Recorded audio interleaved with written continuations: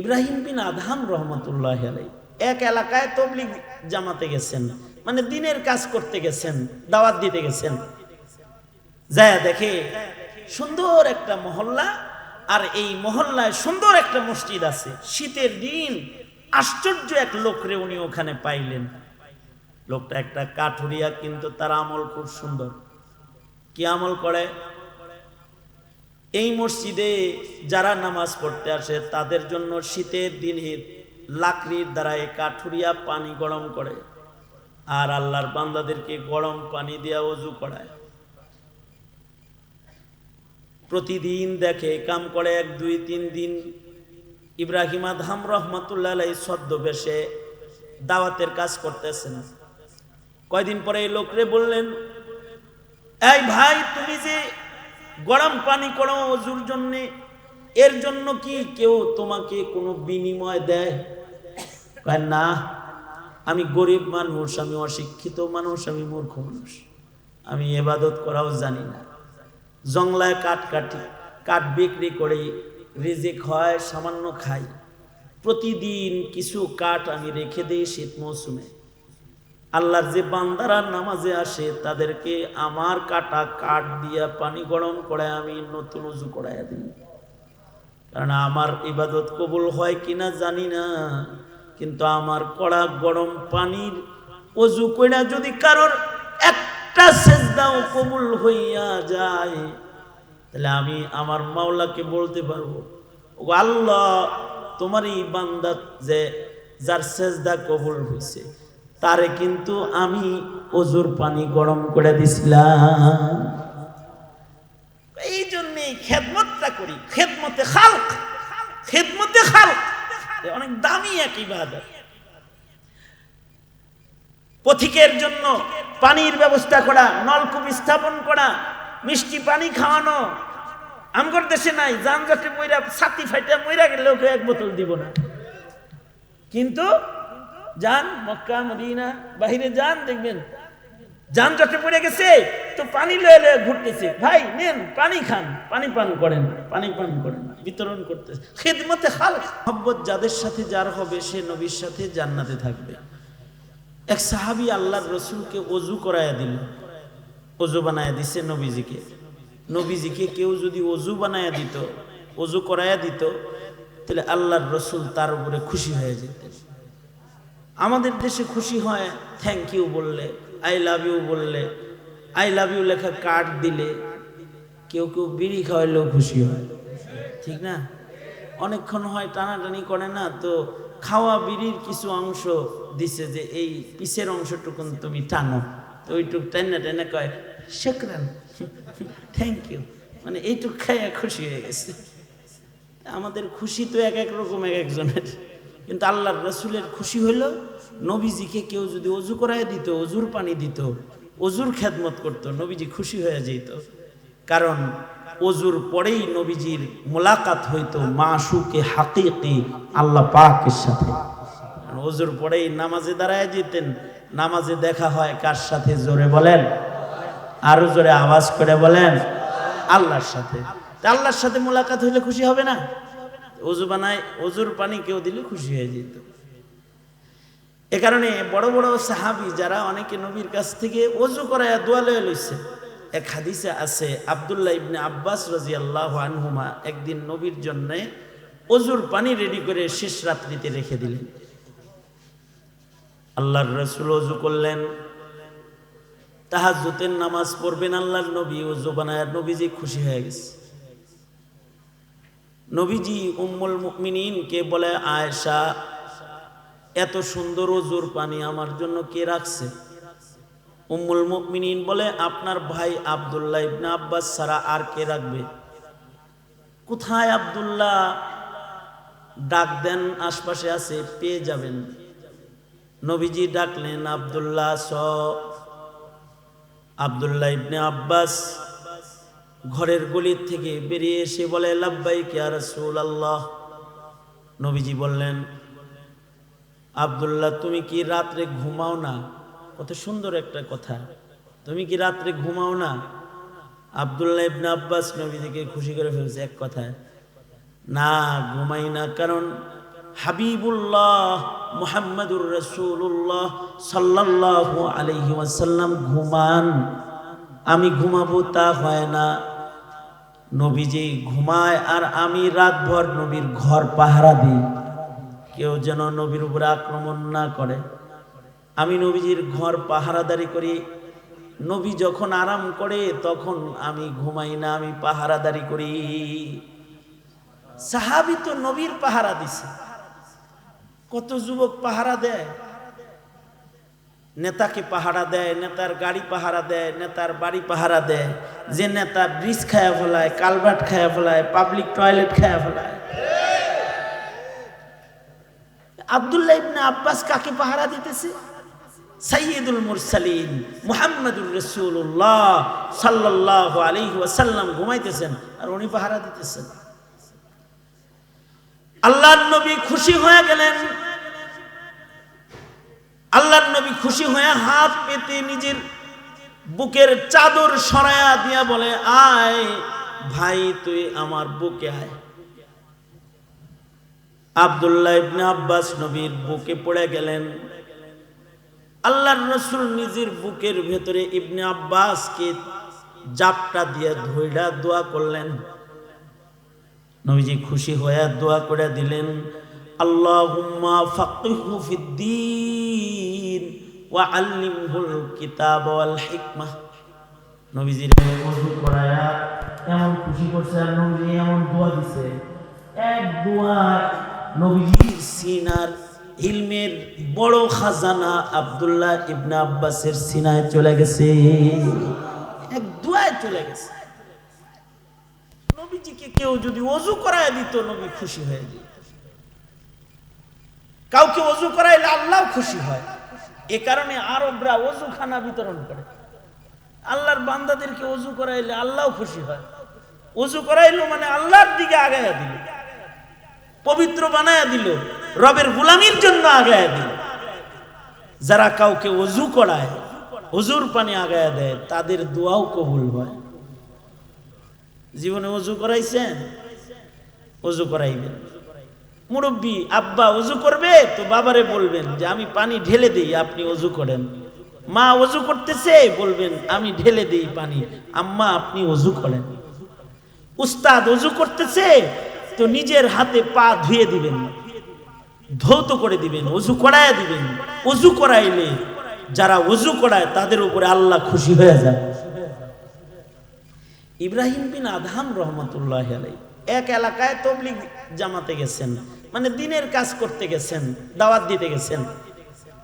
যায় দেখে সুন্দর একটা মহল্লা, আর এই মহল্লায় সুন্দর একটা মসজিদ আছে। শীতের দিন আশ্চর্য এক লোকরে উনি ওখানে পাইলেন।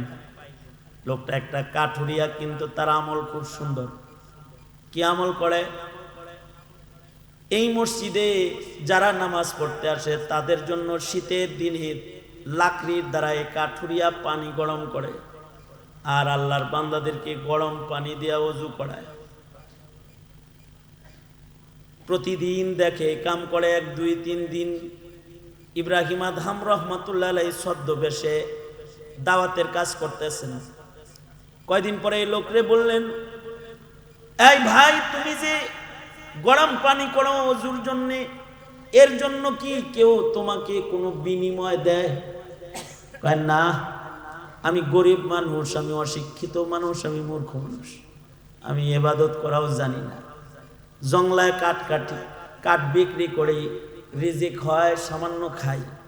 প্রতিদিন কিছু কাঠ আমি রেখে দিই শীত মৌসুমে। আল্লাহর যে বান্দারা নামাজে আসে তাদেরকে আমার কাটা কাঠ দিয়া পানি গরম করে আমি নতুন ওযু করাইয়া দিই। কারণ আমার ইবাদত কবুল হয় কিনা জানি না, কিন্তু আমার কড়া গরম পানির ওযু কইরা যদি কারোর একটা সেজদাও কবুল হইয়া যায়, তাহলে আমি আমার মাওলাকে বলতে পারবো, ও আল্লাহ তোমার এই বান্দা যে যার সেজদা কবুল হয়েছে তারে কিন্তু আমি ওযুর পানি গরম করে দিছিলাম।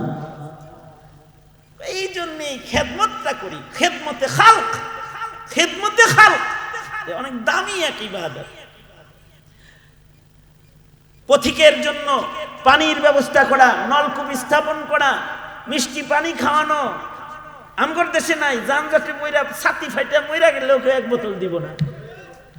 কিন্তু যান মক্কা মদিনা বাহিরে যান, দেখবেন যানজটে পড়ে গেছে তো পানি লয়ে লয়ে ঘুরতেছে, ভাই নেন পানি খান, পানি পান করেন, পানি পান করেন, বিতরণ করতেছে। খিদমতে খালক। এই যে যুবকরা এই সংগঠন করেছে খিদমতে খালক, একা তো খেদমত করা যায় না, সবাই মিলে একত্রিত হয়েছে।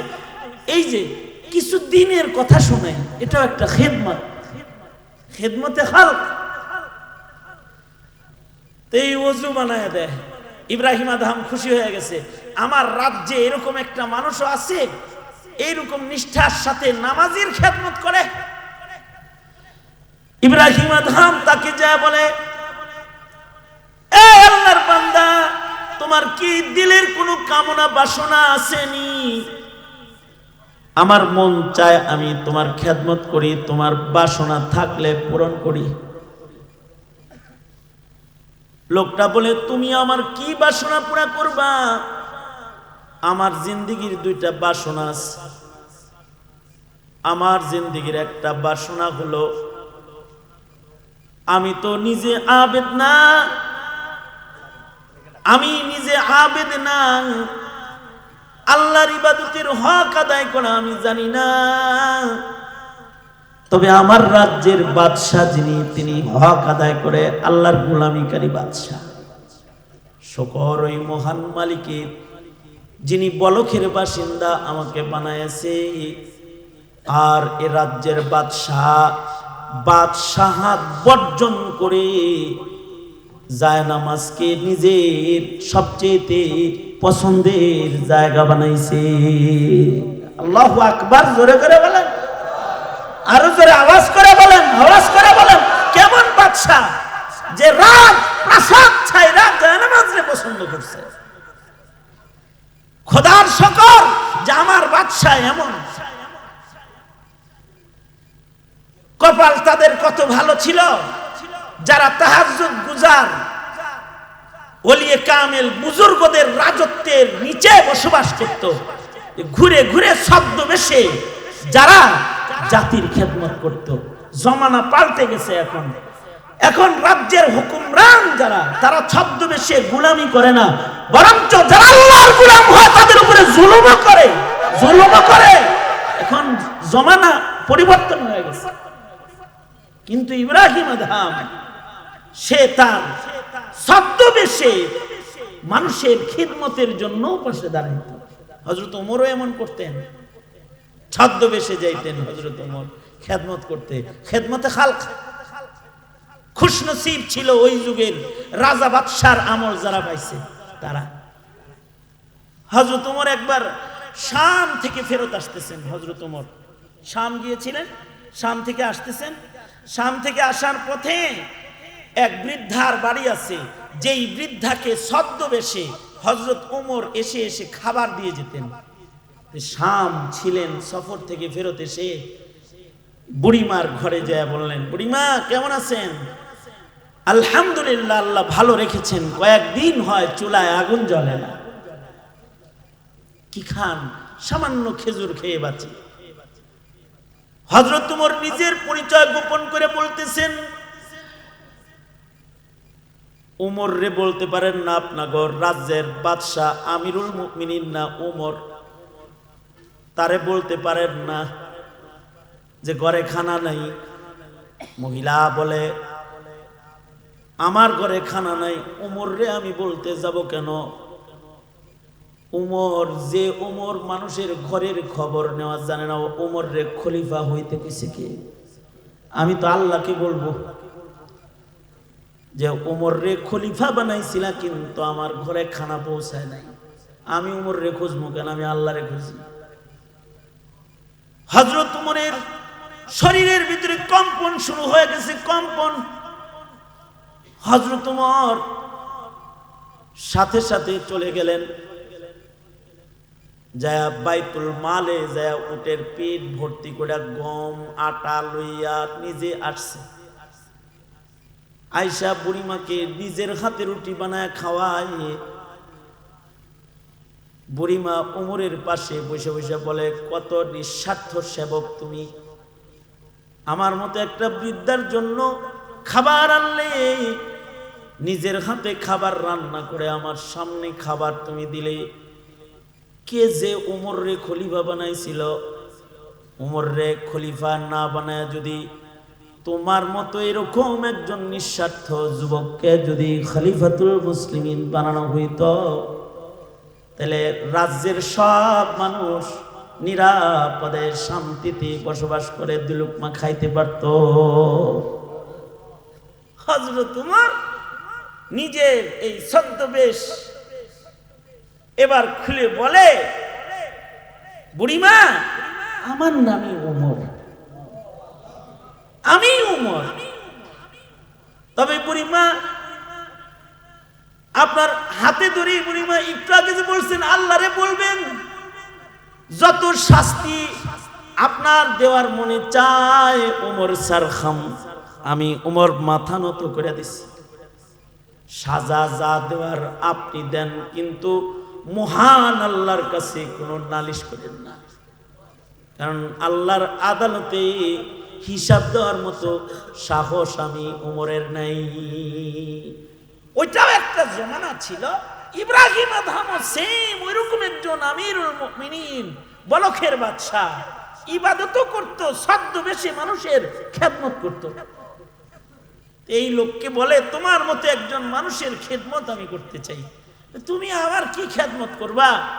তবে আমার জীবনের একটা চাওয়া আছে, রাজপ্রাসাদকে পিছে রেখে আল্লাহর গোলামীকে যে সামনে আনতে পারে, ওই বাদশাহ ইব্রাহিমকে যদি মরার আগে আমি একবার দেখতাম, তাইলে আমার মনের একটা আশা পুরা হইতো। পারবা ইব্রাহিমকে দেখাইতে? ইব্রাহিম আদহাম বলে, আমার নাম ইব্রাহিম আদহাম, আল্লাহ বুঝি তোমার দোয়া কবুল করে। ওযু করাও নামাজীদেরকে, তোমার দোয়া কবুল করে বুঝি আল্লাহ আমার এনে আনছে।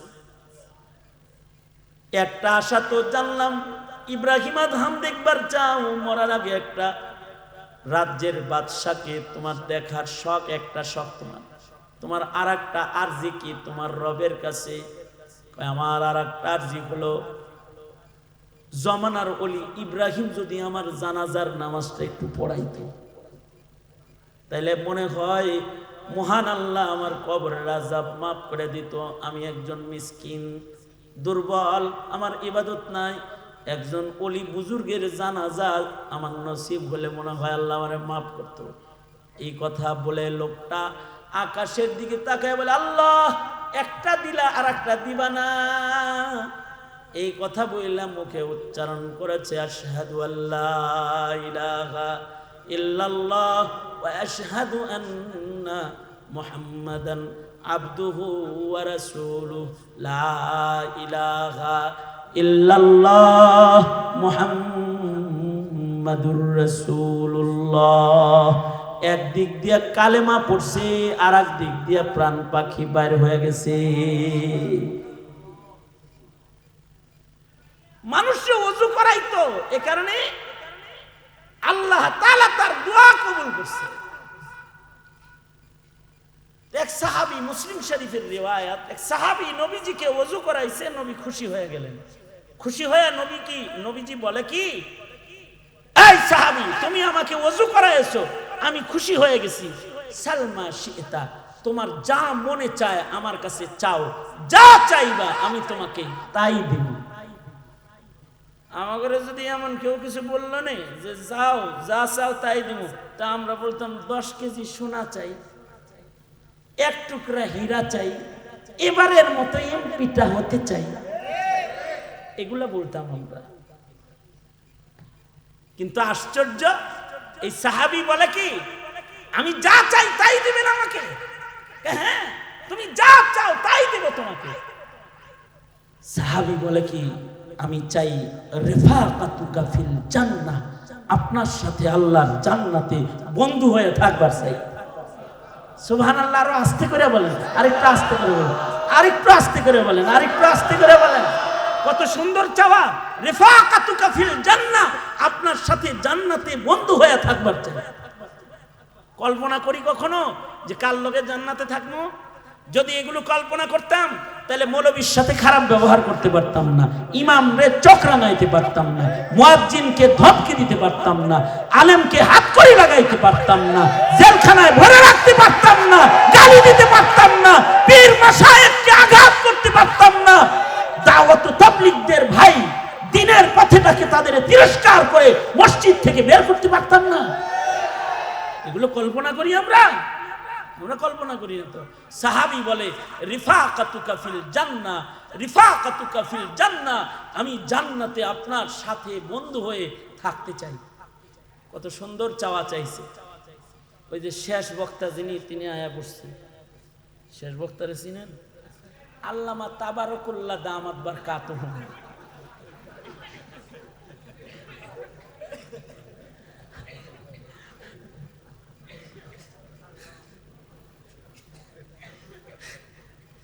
ফেরদৌস ভাই, ফেরদৌস ভাই বয়ান হবে না? তাবারকুল্লাহ সব তো চলে আসছে।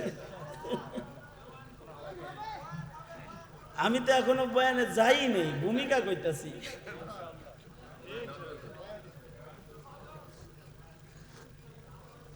রমজান মাস, ভাবছি চান্স যখন পাইছি রাত জাগানোর কিছু খাসলত হোক, আর কিছুক্ষণ জাগায় রাখি, এরকম একটা নিয়ত করে পড়ছি।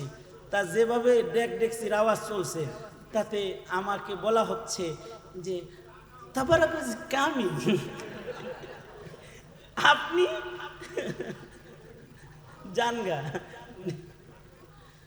আল্লাহ, এমপি সাহেব জীবন মারো, দুনা হাত উপরে তোলেন তো, নাড়াচাড়া দেন দেখি। ফিলিস্তিন যাবেন, ফিলিস্তিন যাবেন, ফিলিস্তিন ফিলিস্তিন ফিলিস্তিন ফিলিস্তিন। হ্যাঁ, সোজা করেন, সোজা করেন, জোরে বলেন আল্লাহু আকবার, আল্লাহু আকবার, আল্লাহু আকবার। হাত নামান। এই যেমন আমার দিকে ছিলেন, এইভাবে আমার সাথে কয়েকটা মিনিট থাকেন, আমি একটা জায়গায় চলে যাই। সেটা হলো সাহাবী বলে কি, সাহাবী কি বলল? রিফাকাতুকা ফিল জান্নাহ, আমি আপনার সাথে জান্নাতে থাকতে চাই। ভালো মানুষের সাথে জান্নাতে থাকতে চায়, নবীর সাথে জান্নাতে থাকতে চায়। কিন্তু আশ্চর্য লাগে, মুসলমানের ঘরে জন্মায় যারা কাদিয়ানীর লগে থাকবার চায়, ইহুদির লগে থাকতে চায়, নাস্তিক আর মুরতাদ আর বেঈমানের লগে ওরা থাকবার চায়, বেঈমানের সাথে থাকতে চায়। ওদের জন্ম মুসলমানের ঘরে। কিন্তু সাহাবী কি বলে? রিফাকাতুকা ফিল জান্নাহ, আপনার সাথে জান্নাতে থাকতে চাই। আল্লাহর রাসূল বললেন, সাহাবী বলে রিফাকাতুকা ফিল জান্নাহ, আল্লাহর রাসূল বলেন সাহাবী তুমি বেশি বড় কিছু চেয়ে ফেলেছো। কোথায় আমি নবী আর তুমি সাধারণ, তুমি নবীর লগে থাকতে চাও, তার মানে হলো সাধারণ হয়ে অসাধারণ জিনিস চায়। রিক্সাওয়ালা হয়ে যদি রাজার মেয়ে বিয়ে করবার চায়, এটা কিরকম হয়? হ্যাঁ, চালায় রিক্সা কিন্তু শখ হইলো রাজার মেয়েরে বিয়ে করব। এইটা যেমন সাধারণ হয়ে নবীর সাথে জান্নাতে থাকতে চাওয়াটা তো এরকম হয়ে গেল। আল্লাহর রাসূল বলতেছেন, সাহাবী বেশি বড় জিনিস চেয়ে ফেলেছো, আগাইরা যালিক, এইটা ছাড়া অন্য আর কিছু কি ছোট কিছু চাওয়া যায় না? মাঝে মাঝে বান্দায় কিন্তু বড় জিনিস চেয়ে ফেলায়, যার উপযুক্ত সে না। আর আল্লাহরও আজব শান, যার উপযুক্ত না সেটাও অনেক সময় দিয়ে দেয়। অনেক সময় কি করে, যেটার উপযুক্ত সে না ওইটাও দিয়ে দেয়। সে আসলে এমপি হওয়ার উপযুক্ত না, কিন্তু তারে আল্লাহ এমপি বানায় আলায় কখনো কখনো। সে অনেক সময় প্রেসিডেন্ট হওয়ার উপযুক্ত না, কিন্তু আল্লাহ তার প্রেসিডেন্ট বানায় আলায়।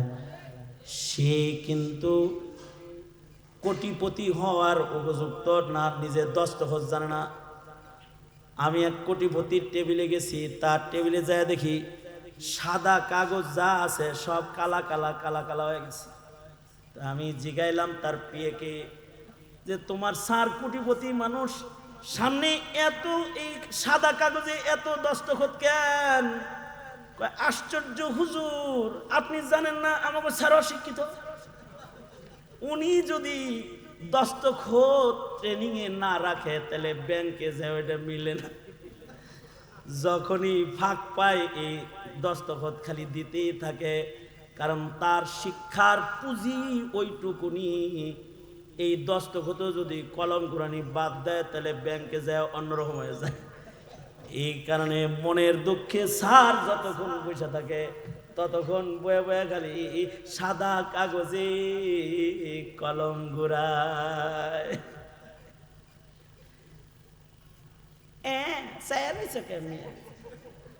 এরকম বহুত অশিক্ষিত আছে যে দস্তখত জানে না, কিন্তু সে কোটি কোটি টাকার মালিক। উপযুক্ত না সে, কিন্তু চাইছে, আল্লাহ কইছে যা বেশি চাওয়া চাই যা দিয়ে দিলাম, যা তো যা। এটা মাঝে মাঝে আল্লাহ এরকম দেয়। কখনো কখনো বান্দা চাইলেও দেয়, কখনো কখনো বান্দার জন্য অন্য কেউ চাইলেও দেয়। তবে চাওয়ার লোকটা যদি ভালো হয় তাহলে মুস্তাজাবুদ দাওয়া হলে তাও দিয়ে দেয়। যেমন যেমন মুসা আলাইহিস সালাম বলে, আল্লাহ জান্নাতে আমার দোস্ত কে হবে? আল্লাহ কয় কসাই। বাজারে গোশত বিক্রি করে, কসাই তোমার জান্নাতি দোস্ত বন্ধু হবে। পয়গম্বর মুসা বলে, আল্লাহ আমি একজন রসূল, আমি একজন নবী, নবী হইয়া জান্নাতি বন্ধু পেলাম একটা কসাই রে, কেমনি এটা একটু দেখতে যাইতে চাই। আল্লাহ বলে, যাও কালিম যাও, দেখালাও কেমনি তোমার জান্নাতি দোস্ত সে হলো, যাও দেখে আসো। কোথায় থাকে সে? অমুক বাজারে অমুক জায়গায় গোশত বেচে। কালাবুলা তালাবুলা একটা সাধারণ মানুষ দেখবা গোশত বেচে, কিন্তু মুখে আমার নাম আছে, আমার নামের জিকির করে। পয়গম্বর মুসা চলে গেছে, যা দেখে আল্লাহর বান্দা জিকির করে আর গোশত বেশি। সন্ধ্যা হয়ে গেলে গোশত বিক্রি করা কমপ্লিট হয়ে গেল। ছোট্ট একটি পুটলা যার মধ্যে নরম ভালো কিছু গোশত কুচি কুচি করে কেটে রেখে দিয়েছে, তা নিয়ে সে বাড়ির দিকে রওনা করলো। পয়গম্বর মুসা পিছে পিছে যাইতেছেন, যা দেখে লোকটা বাড়িতে গিয়ে এই গোশতগুলাকে নিজের হাতে রান্না করলো।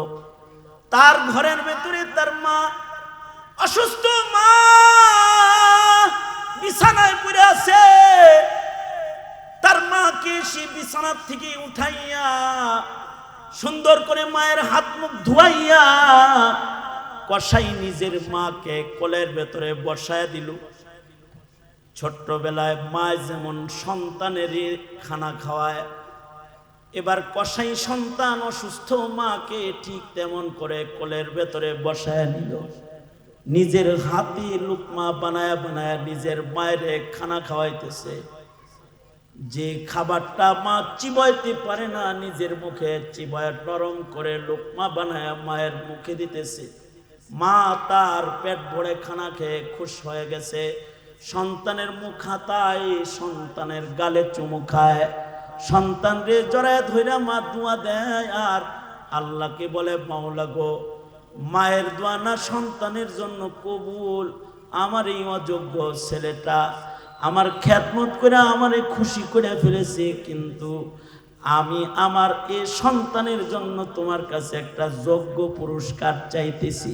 সেটা হলো আমার যে সন্তান খেদমত করে আমায় খুশি করেছে, আমি তার জন্য দোয়া করি, মাওলা জমানার পয়গম্বর মুসা নবীর সাথে আমার সন্তানকে তুমি জান্নাতে দোস্ত বানায় জায়গা দিবা। আল্লাহর পয়গম্বর বলে, বুঝেছি মাওলা, কিভাবে কসাই নবীর দোস্ত হয়। কবুল দুয়া দিয়া অযোগ্য কখনো যোগ্য হয়ে যায়। পয়গম্বর বলে, এই সাহাবী, এত বড় কিছু চাইলি কেন? তুই তো নবীর মাকামে থাকার এত বড় জিনিস চাইতে পারিস না। সাহাবী বলে, ভালোবাসার কারণে চাইতে পারি আমি। সাহাবী বলে, মুহাব্বতের কারণে, প্রেমের কারণে আমি চাইতে পারি, কারণ আমি আপনাকে ভালোবাসি। আমি যদি এইটা না পাই তাহলে আর কিছু আমার দরকার নাই, আর কিছু আমার লাগবে না, এইটাই চাই।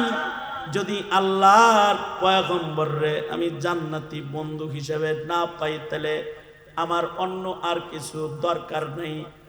নবীর চোখ দিয়ে পানি গড়ায় পড়েছে। সাহাবীর চোখের পানি রাসূল নিজের হাতে মুছে দিয়ে বলে, এই সাহাবী, তুই যেহেতু আমারে ভালোবাসিস তাহলে শুনে রাখ একটা কথা, আমার লগে তুই জান্নাতে থাকবি, কিন্তু আলাইকা বিকাসরাতিস সুজুদ, যত বেশি সেজদা দিবি তত বেশি আমি নবীর কাছাকাছি থাকবি।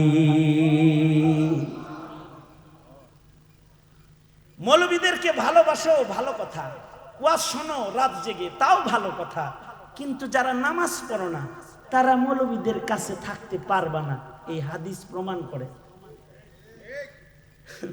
শুধু ভালোবাসা দিয়ে হবে না, অবশ্যই ভালোবাসার দাম আছে, ভালোবাসলেও জান্নাতে সাথে থাকা যাবে, কিন্তু নিকটতম হইতে সেজদা লাগবে। সেজদা, রাসূলের কাছে থাকতে সেজদা লাগবে।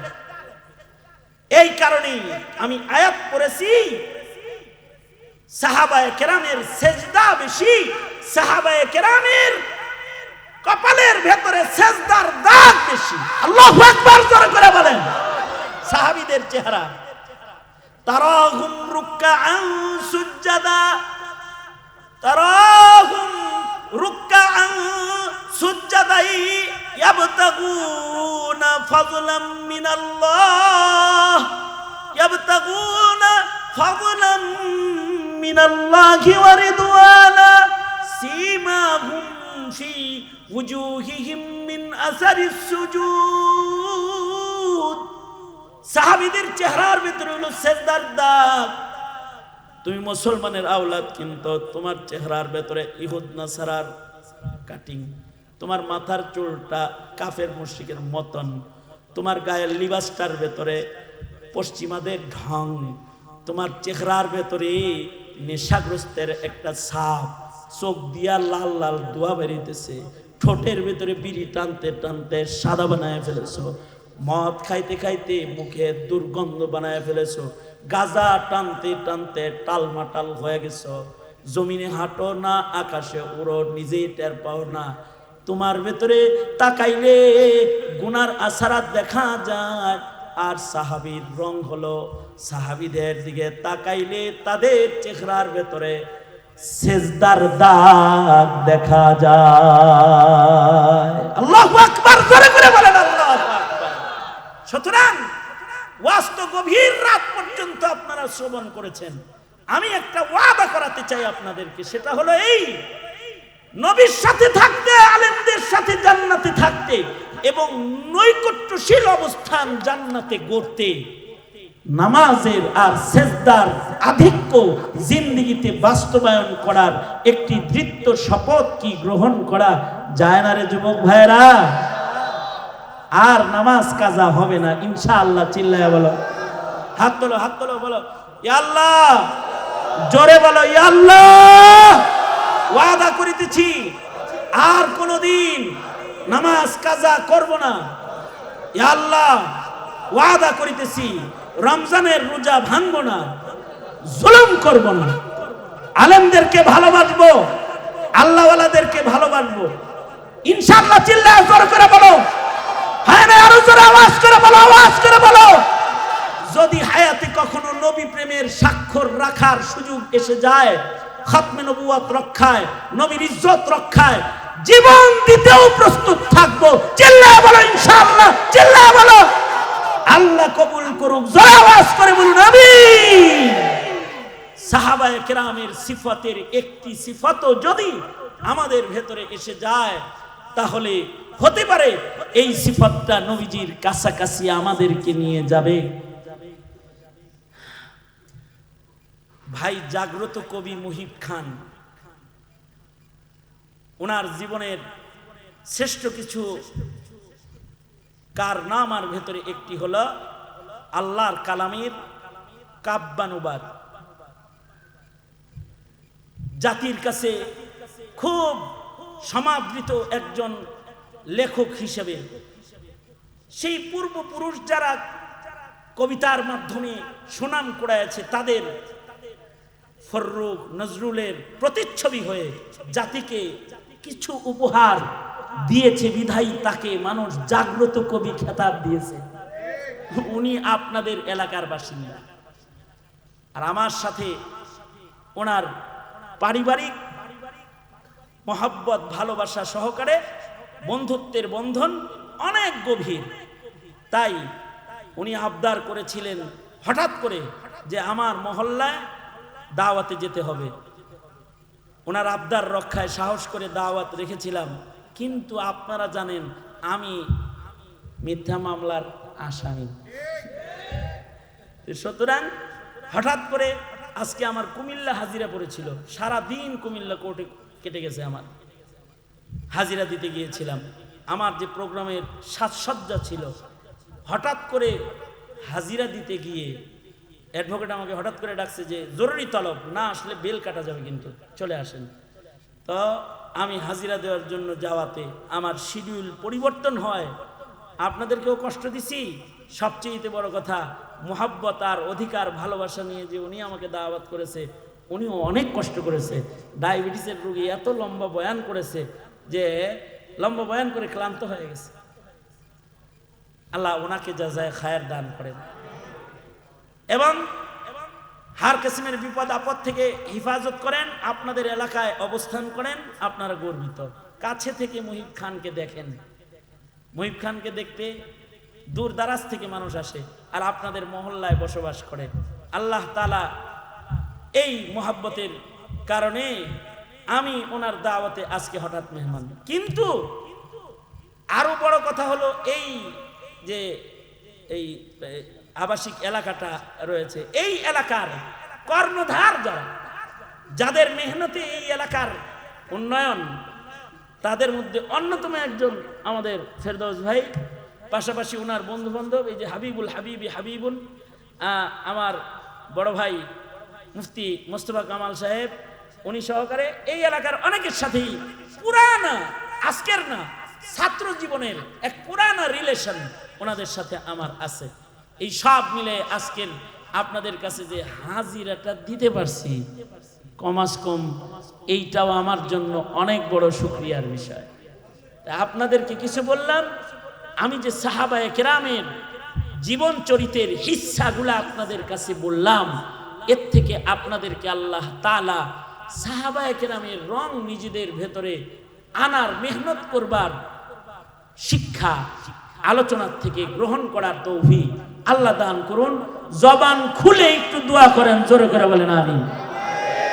মহল্লার যত মুর্দেগান আছে তাদের আল্লাহ মাফ করে দিক, যত অসুস্থ রোগী আছে তাদের আল্লাহ সুস্থ করে দিক, যারা এই মাহফিলের সাথে জড়িয়ে আছে, যে যেভাবে আছে, সকলকে উত্তম জাযা, উত্তম বদলা আল্লাহ তাআলা দান করেন।